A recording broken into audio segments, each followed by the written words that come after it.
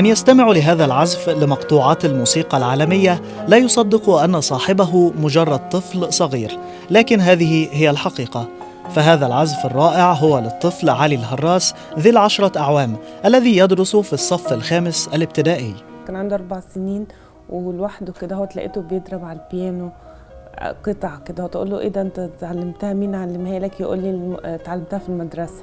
فشويه كده وترجع المدرسه يضرب حاجه وقطع كامله وكده، فحسيت ان هو عنده موهبه ان هو ممكن ايده تجري على البيانو، يسمع اللحن يضربه حلو ويضرب مقطوعه كامله يعني. فابتديت بس ما اكتفيش بالمدرسه، ابتديت يجيله المدرس، ابتدى مع المدرس ابتدى النوته، وابتدى بقى يعني واحده واحده. علي من المواهب المتميزة النادرة اللي نقدر أقابلهم في الفترة اللي فاتت دي، إنه كان بيحب البيانو وبيحب إنه يلعب بيانو.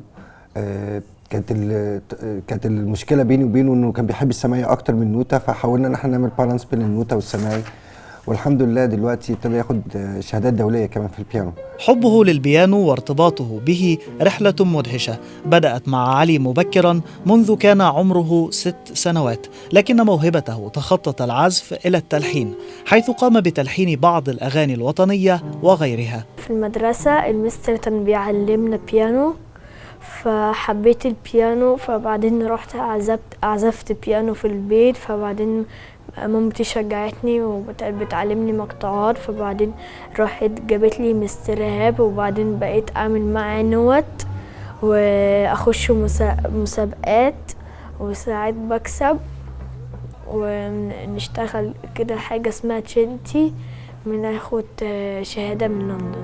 وإذا كان عمره لم يتعدى 10 أعوام فإن الجوائز وشهادات التقدير والتكريم التي حصل عليها تتجاوز عمره الصغير بمراحل، لذا يعتبر علي أصغر عازف بيانو في مصر، ودائما في مسابقات العزف يأتي في المقدمة متفوقا على جميع منافسيه.